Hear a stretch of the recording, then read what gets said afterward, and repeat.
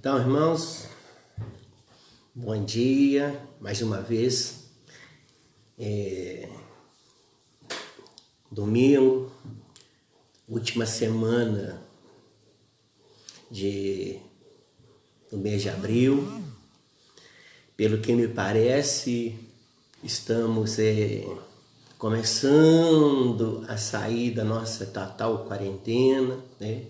Já temos perspectivas de mudanças na nossa realidade no amanhã. Então, uma razão a mais para que estejamos hoje alegres. Logo, logo, creio que já vamos poder estar juntos. Eu queria, nesse momento em que estamos iniciando a nossa live, orar com você que está aí na sua casa, no carro, aí no seu cantinho de quarentena. Orarmos para que Deus nos conceda graça e sabedoria. Pai Santo, Pai Eterno, Criador do céu e da terra, estamos diante do Senhor nesta manhã, manhã de domingo, manhã de sol, e nós te agradecemos, Senhor, pelo dom da vida, porque o Senhor é que nos sustenta, é o Senhor que nos guarda. Tua palavra diz que se não fosse o Senhor que guardasse Israel, né, que Israel que eu diga, então o Senhor é o guarda fiel da nossa casa, que guarda a nossa saúde, guarda a nossa família, guarda tudo aquilo que o Senhor tem nos concedido. Pai, nós te agradecemos por este domingo, pela vida dos teus servos que têm guardado sobre tudo a fidelidade da tua palavra, e pedimos, continua conosco, Senhor, no decorrer desse dia, que nesta manhã a tua palavra ministrada possa trazer alimento para nossas almas e nos manter firmes e fortes, fiéis ao Senhor, até o grande dia, quando o Senhor nos chamar para estar contigo na cidade santa. Assim, Pai, nós te oramos, agradecidos no nome santo de Jesus Cristo. Amém. Como eu disse, hoje a live vai ser aqui daqui de casa, porque a gente está dando uma repaginada lá na igreja. Quando os irmãos voltarem, vão ver que ficou diferente, né? Não era aquilo que eu gostaria, que a gente falou, inclusive, colocar madeira lá na frente, mas o custo ficaria muito alto e não temos condições de fazer aquilo que gostaríamos de fazer. Mas vamos pintar, mudar a cara da igreja e vai ficar muito bonito. E espero que quando vocês voltarem, gostem do que vocês lá vão ver. Pois bem, pega a Bíblia de vocês aí na casa de vocês, onde você estiver. E claro que o celular não vai dar, porque você está usando ele para ver essa live, mas pega a sua Bíblia aí no livro de Êxodo, no capítulo 3. É um texto que eu gosto muito. São dois textos que nós vamos usar nesta manhã, mas particularmente este aqui eu gosto muito. Êxodo capítulo 3. Nós vamos ler os versos 7 até o verso 14. A palavra do Senhor diz assim. Então, Êxodo aí, para quem não sabe, né, tá aí bem no livro no início da Bíblia, logo depois aí do Gênesis, tá? Então, tá aí, diz assim: disse o Senhor, ou melhor, disse ainda o Senhor, certamente vi a aflição do meu povo, que está no Egito, e ouvi seu clamor por causa dos seus exatores, ou carrascos. Conheço-lhe o sofrimento.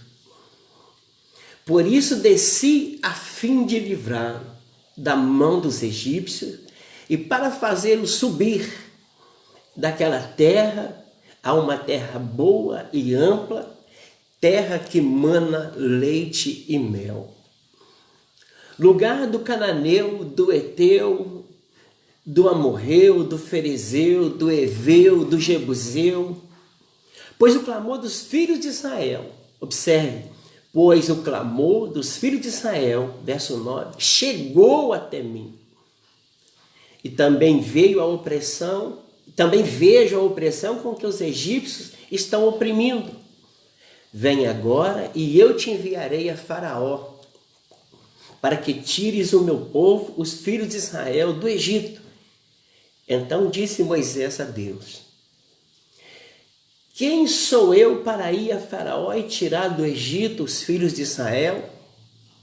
Deus respondeu: eu serei contigo, e este será o sinal que eu te enviei.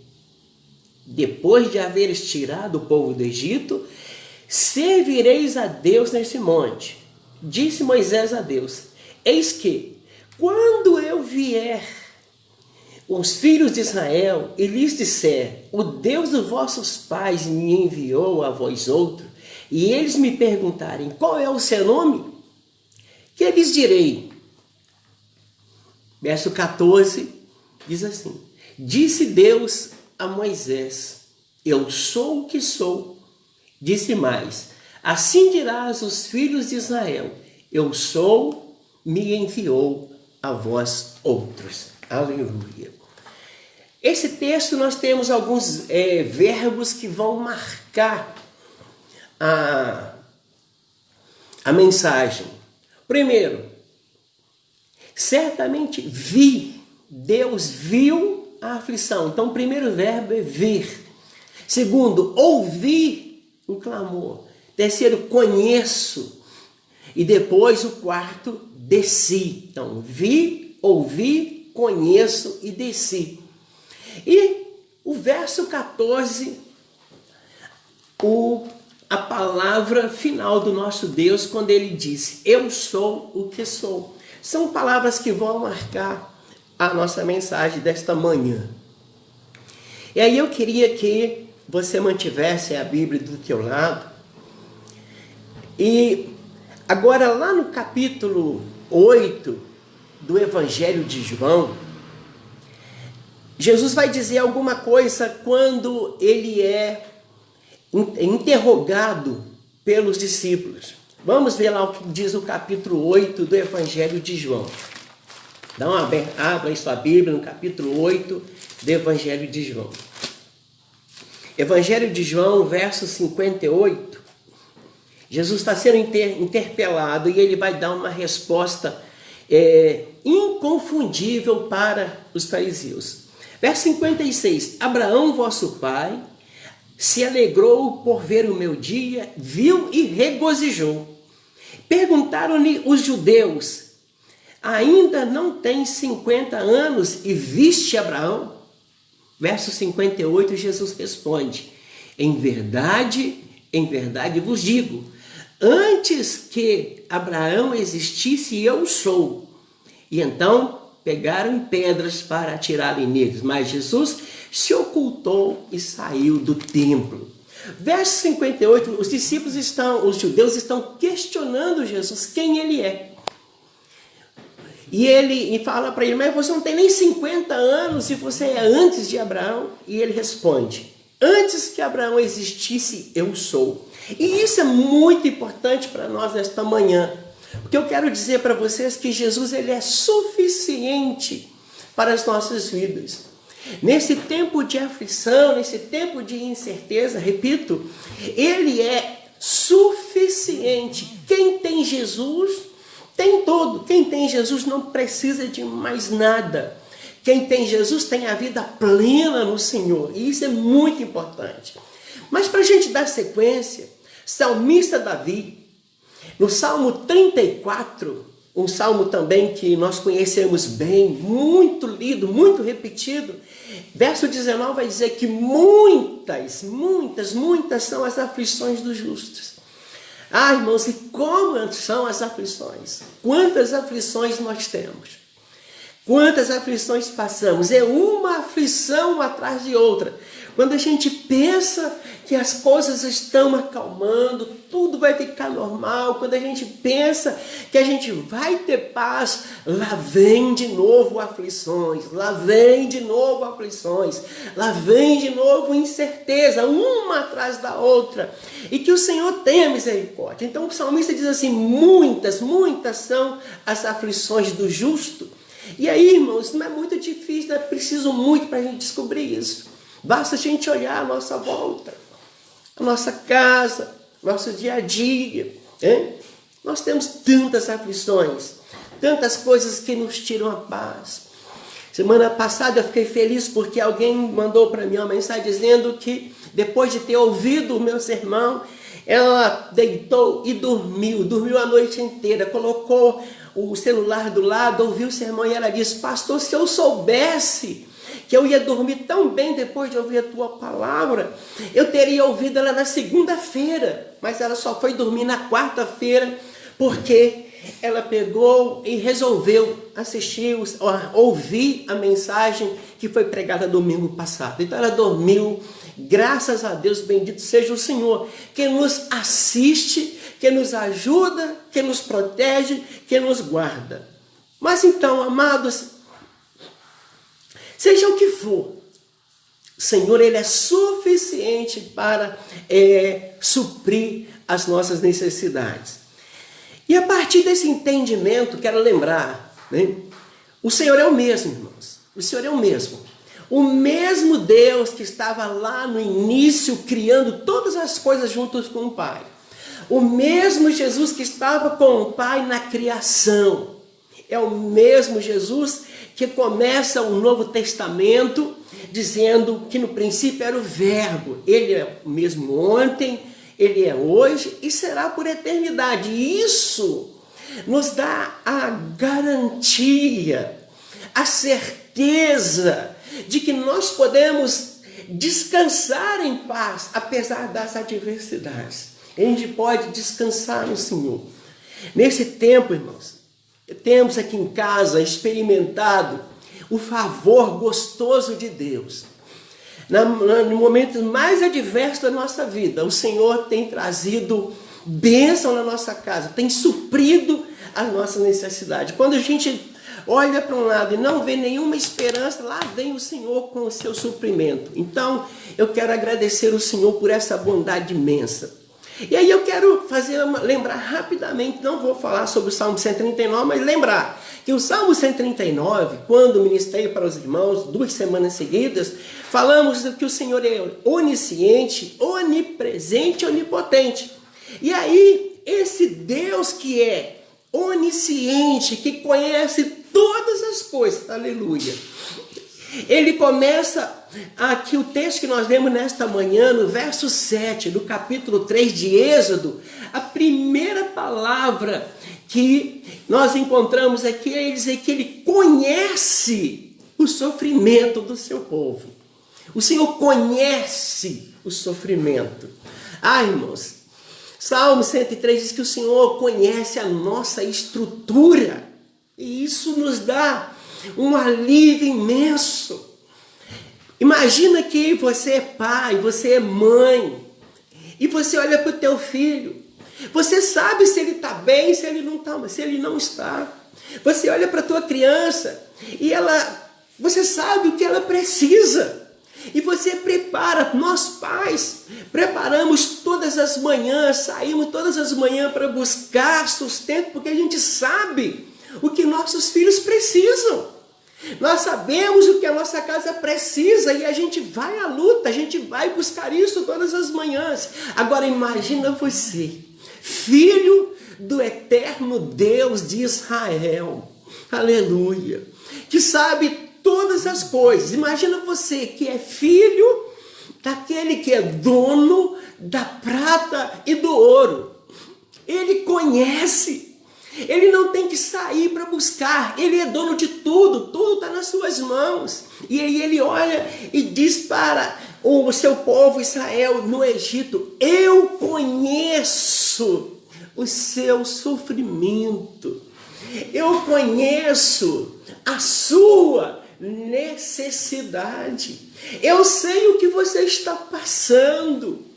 Eu estou vendo do alto e sublime trono, do local de onde eu estou vendo tudo o que está passando com vocês. E a Bíblia vai dizer, irmãos, algo lindo, maravilhoso aqui. Aleluia. Veja bem. Vi a aflição do meu povo, Às vezes a gente tem mania de achar que a gente está esquecido por Deus. A gente tem mania de achar que Deus, Ele esquece de nós.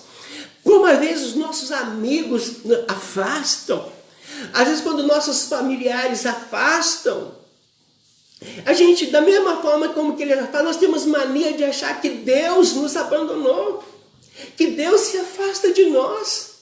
Eu vou lembrar os irmãos de algo que a gente sempre fez, mostrou para os irmãos. Deus é isso aqui, a gente está aqui sempre debaixo da mão de Deus. O que pode acontecer no máximo é eu afastado da proteção de Deus. Mas Deus nunca se afasta da minha proteção, Ele está sempre protegendo. E aí Ele vai dizer aqui que Ele conhece e logo em seguida Ele vai dizer, vi a aflição. Irmãos, a linguagem de figura, vi. Não é que Deus seja como o homem que tem olhos para ver. A verdade é que Deus está totalmente, todo momento presente em torno das nossas vidas. Agora mesmo, Ele está comigo aqui, Ele está contigo aí, e Ele está em qualquer lugar onde há um filho dele. E tudo que acontece conosco, acontece na presença de Deus. Ponha isso na mente de vocês, ponha isso no coraçãozinho de vocês. Tudo que acontece conosco, irmão, seja de bom, seja de mal, acontece na presença de Deus. E Deus tem controle de todas as coisas. Nada foge aos olhos de Deus. Aí você pergunta, pastor, mas se Deus tem conhecimento de todas as coisas, se todas as coisas acontecem na presença dEle, se todas as coisas acontecem diante dEle, e aí por que então permite? Eu respondo para você. Deus quer relacionamento. Deus quer relacionamento. Pensa você um bolo de aniversário na sua casa. Você faz um bolo de aniversário. E você tem um filho que gosta de bolo e o bolo é para ele. E você fez o bolo de manhã e o bolo está lá o dia inteiro. O bolo é dele, é para ele. Mas tem a hora certa em que ele vai poder saborear. É a primeira coisa, então tem a hora certa de Deus agir, de responder a nossa oração, a nosso pedido. O menino vai falar, mãe, o bolo é meu, deixa eu comer dele. Não está na hora, vai ser na hora do parabéns.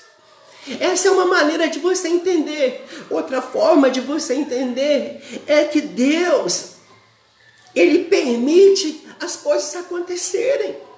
Porque Ele quer relacionamento, Ele quer ouvir da sua boca.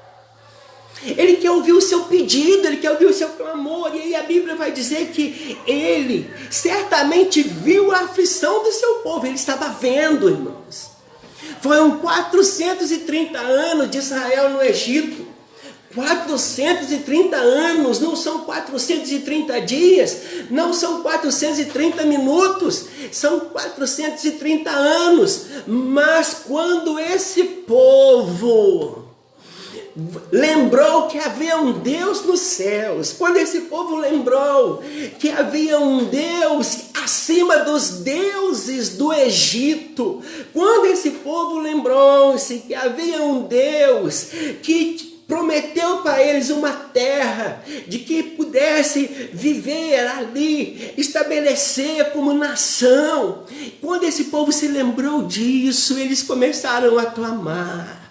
Eles começaram a orar, eles começaram a chamar por esse Deus, eles começaram a se arrepender e entenderam que precisavam de Deus. E a Bíblia vai dizer que Deus ouviu o seu clamor. Então, primeiro Deus viu, mas por que Deus não fez? Deus viu a aflição, mas porque Deus não fez? Primeiro, não era o tempo de Deus agir. Segundo, faltava o pedido faltava o clamor, faltava o movimento em direção a Deus. O povo estava se movimentando cada dia em direção ao mal. O povo estava se misturando com os egípcios. O povo estava ali sossegado até que as coisas começaram a mudar. Quando eles começaram a sofrer, quando eles se tornaram escravos na terra do Egito, eles lembraram que há um Deus no céu que era suficiente para mudar a sua história. E aí eles vão chamar por Deus. Eles vão clamar por Deus. E aí nós temos algo lindo aqui, irmãos. Ouviu o seu clamor por causa daqueles que estavam agindo como carrasco sobre eles. Verso 15, verso 7 ainda diz: conheço-lhes o sofrimento. E o verso 8 diz: por isso desci. Por isso desci. Olha que coisa linda. Irmãos, Deus não está alheio ao nosso sofrimento. Deus não fica distante da nossa vida. Isaías fala que Deus, ele viu Deus no alto e sublime trono. Isaías vai tratar Deus como um ser transcendente, sentado sempre num trono alto e sublime. Nós vamos ver outras vezes Isaías falando sobre isso, mas esse Deus que está acima, que habita nos céus, esse Deus desce, irmãos. Esse Deus desce para cuidar do homem. A primeira vez que você vai encontrar Deus descendo até o homem foi quando nem o homem ainda existia, o homem já era apenas pó. Deus desce e com suas próprias mãos ele forma o homem. Deus com as suas próprias mãos modela o nosso corpo. E esse Deus, ele sopra na nossa narina, ele desce. Depois ele desce de novo por muitas vezes para ter amizade, relacionar-se com Adão. E um dia ele vem no relacionamento com Adão e chega lá e Adão não está. Mas Deus desce. E agora nós vamos encontrar de novo o Senhor aqui. Ouvi e desci. Queria dizer para você nesta manhã, calma seu coração. Deus está ouvindo a sua oração. Deus está ouvindo a sua súplica. Deus está ouvindo o seu chamado. Deus está ouvindo o seu grito, o seu clamor. Ele diz: lançando sobre mim todas as vossas ansiedades, porque eu tenho cuidado de vós. Está lá registrado na epístola de Pedro, na carta de Pedro, carta universal de Pedro. Lançando sobre mim toda a vossa ansiedade, porque eu tenho cuidado de vós. O povo lança sobre o Senhor. E diz: Senhor, nós não aguentamos mais as chibatadas dos nossos feitores.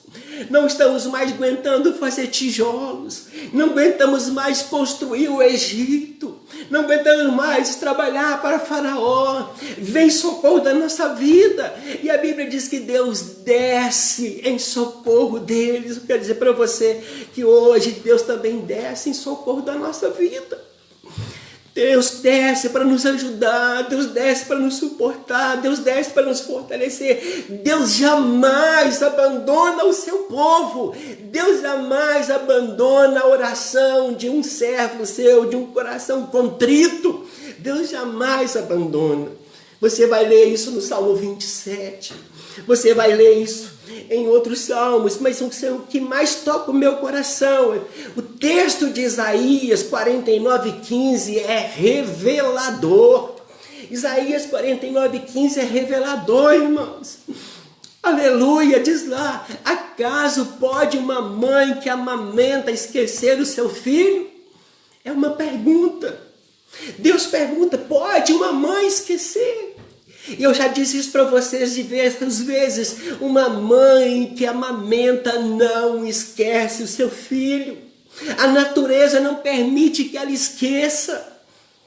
E a Bíblia diz que caso essa mãe que amamenta vier esquecer, o Senhor diz: eu não me esquecerei de ti.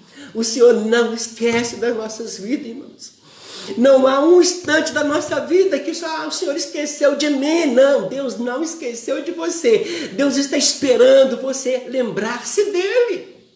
Deus está esperando você lembrar-se das orações. Deus está esperando você se lembrar da oração, da leitura, daqueles suspiros de alma que chama pela presença de Deus. Deus está esperando a nossa vida.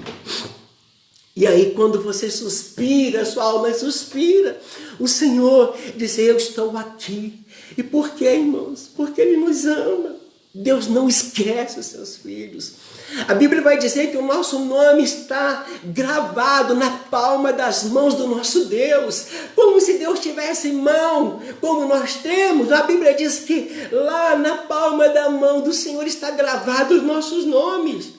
Eu não sei como seria isso, mas eu sei que quando Deus abre a mão para nos abençoar, Ele lê o meu nome, Ele lê o teu nome, Ele lê o nome do teu povo espalhado na face da terra. E quando Ele lê o nosso nome, Ele libera uma bênção para as nossas vidas, Ele libera um paz para a nossa alma, Ele libera cura para o nosso corpo, sobretudo Ele libera a salvação da nossa alma.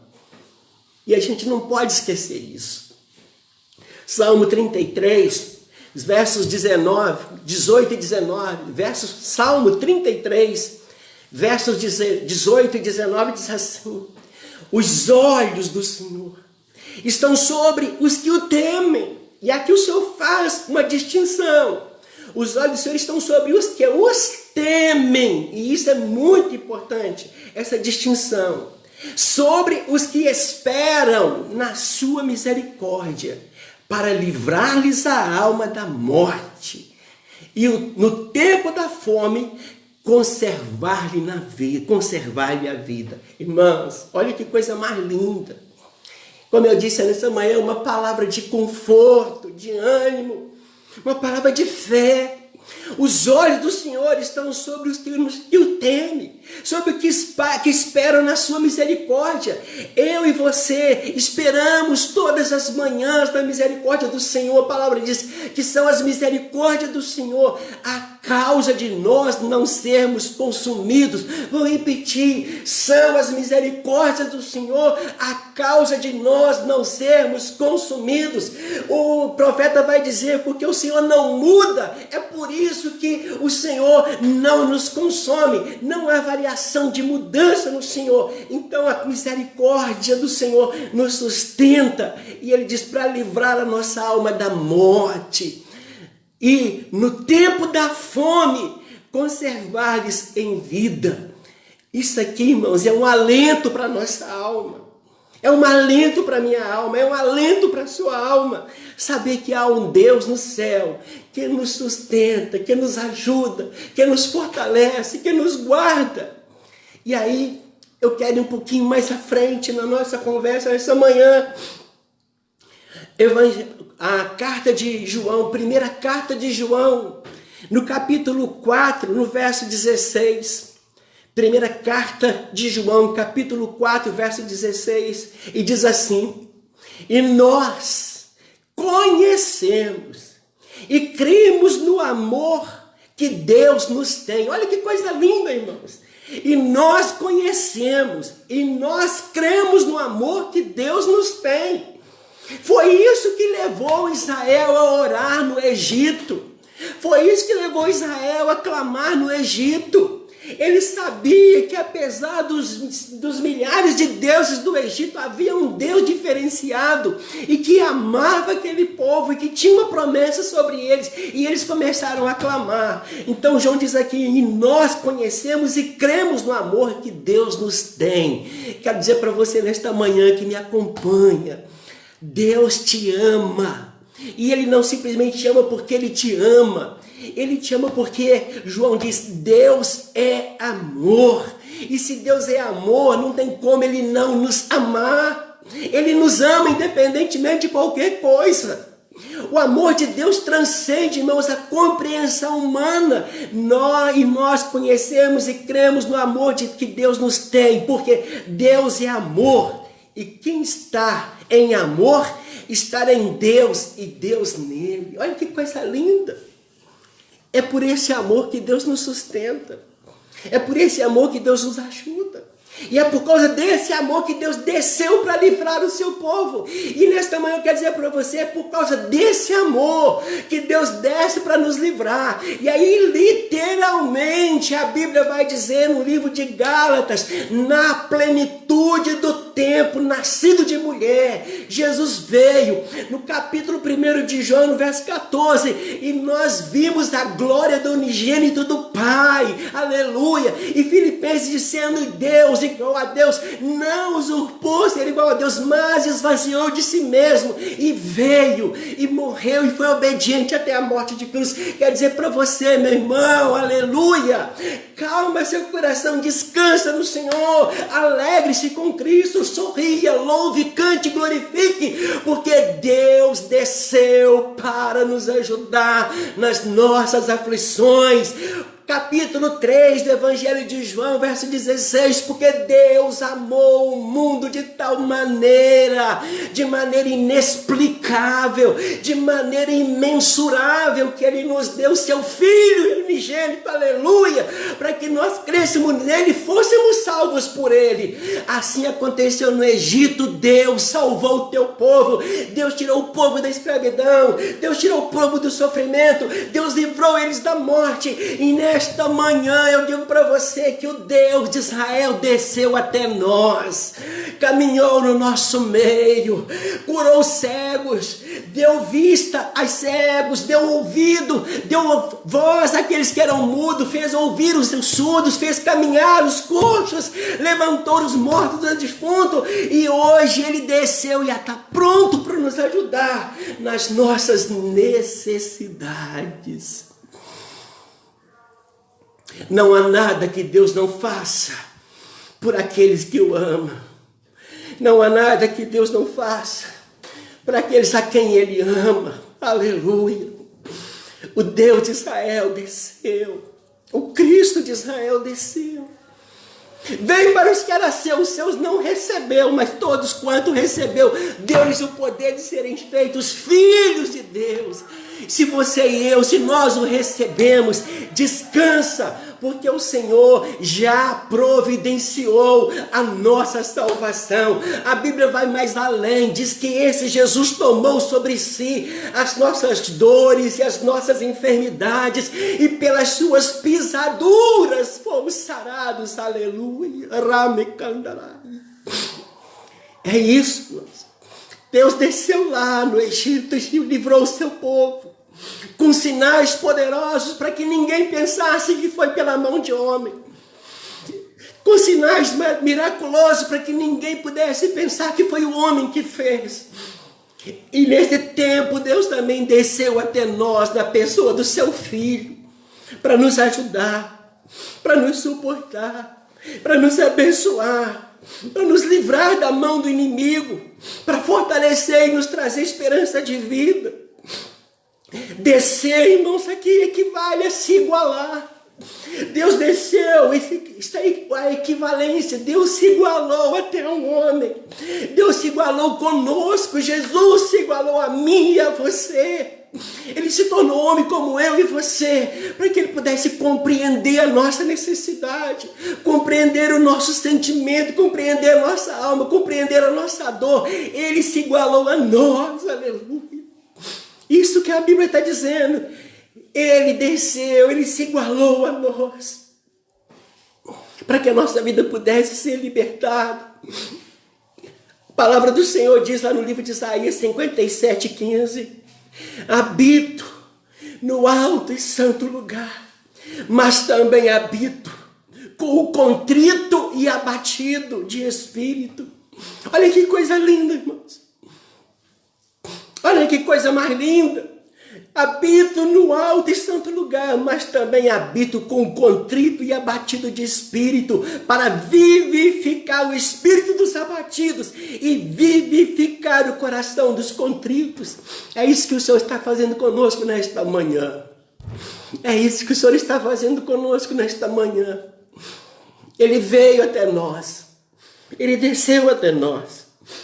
O Deus transcendente, inatingível, inacessível pelo homem, mas se fez acessível quando veio ao nosso encontro. E ele disse: eu sou. Quando perguntares que Deus me enviou, que Deus mandou vocês saírem do Egito, diga lá para eles: eu sou. Yahvé, o verbo seguinte está dizendo eu sou, significa passado, presente e futuro. O Senhor, Ele é a presença que supre as nossas necessidades. O Senhor é o passado, Ele é o presente, é o futuro. E aí eu quero dizer alguma coisa para você. Quando o Senhor se manifesta a Israel, no deserto o Senhor foi. A nuvem que protegia eles do calor durante o dia. No deserto, o Eu Sou foi a coluna de fogo que aquecia do frio e iluminava o caminho do povo.